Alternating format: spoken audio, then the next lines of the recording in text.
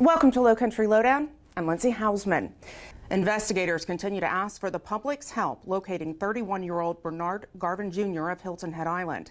He's wanted on the following charges of attempted murder, possession of a weapon during the commission of a violent crime, and pointing and presenting firearms at a person. Investigators say on the night of June 9th, shortly before 9, Garvin got into an argument with a woman in the parking lot of Hilton Head Gardens. He then pulled out a pistol and fired shots at her, hitting her once in the head. The victim, a 32-year-old woman.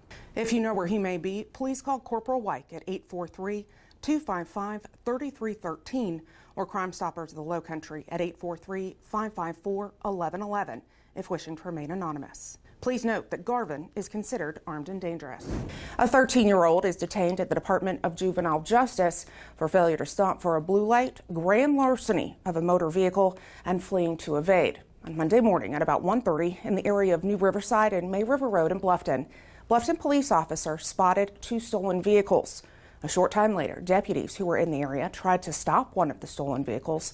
The driver did not stop.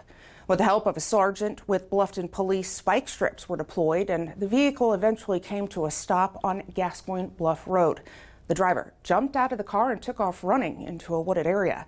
The Sheriff's Office Bloodhound tracking team responded and located the 13-year-old who admitted to stealing the vehicle. 67-year-old Nathaniel Williams remains in custody at the Beaufort County Detention Center. He's charged with assault and battery of a high and aggravated nature and possession of a weapon during the commission of a violent crime. On the evening of June 13th, deputies were called to Hilton Head Hospital in reference to a stabbing victim. Once there, they learned Williams had stabbed his brother in the back outside of a home on Muddy Creek Road on Hilton Head Island. 22-year-old Xavier Polite of Seabrook is sentenced to 37 years in prison.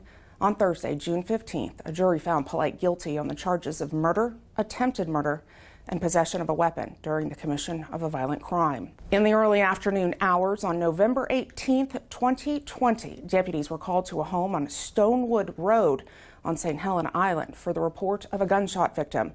Deputies found 30-year-old Stephen Glover of St. Helena dead on scene as a result of multiple gunshot wounds. Glover was shot 7 times and his vehicle was struck by more than 30 bullets. Another victim, 27-year-old Corey Singleton, who was on scene at the time as well, was able to run away from the shooting to a neighbor's home to call 911. Now, during the investigation, 2 persons of interest in Glover's shooting death were identified. That was Shannon Preston and Xavier Polite. After evaluating evidence in the case and following interviews, investigators charged Preston and Polite with murder, attempted murder, and possession of a weapon during the commission of a violent crime. In October 2022, Shannon Preston was found guilty on the charges of murder, attempted murder, and possession of a weapon during the commission of a violent crime. Preston was sentenced to 37 years in prison. Ever come across someone illegally dumping or someone who's possibly lost their load on a Beaufort County road? You can report it 3 different ways. You can do so by calling our non-emergency dispatch line, the Palmetto Pride Litter Busters hotline, or via the Beaufort County Connect app. The information there on your screen. This week, June 18th through the 24th, is Lightning Safety Awareness Week.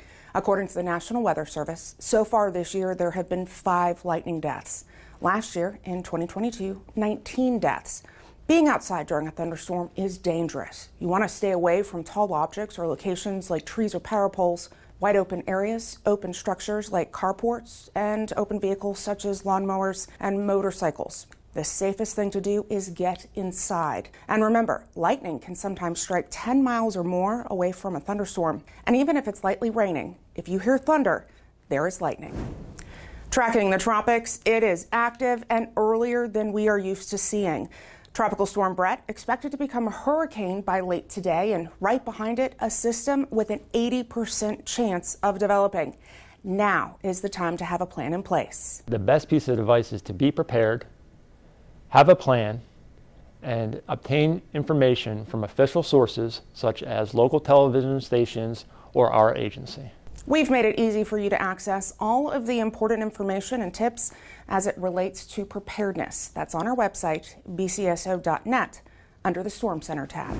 At 10:58 a.m., it's official. Hello to the first day of summer, also known as summer solstice.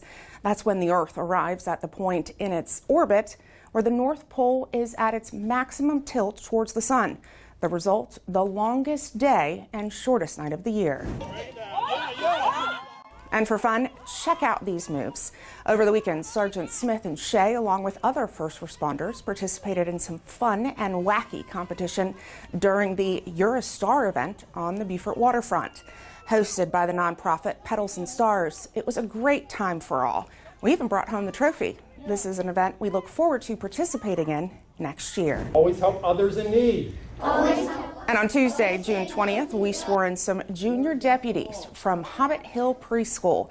The summer campers learned about our Emergency Operations Center, Communications Center, and more. Our future is bright with these kids. They had lots of questions and great answers. If you'd like to see a topic covered here on Lowcountry Lowdown, feel free to send me an email. That's lindsay.hausman@bcgov.net. As always, we encourage you to follow us on all of our digital and social media platforms. Thanks for watching this week's episode. We'll see you next week. Stay safe.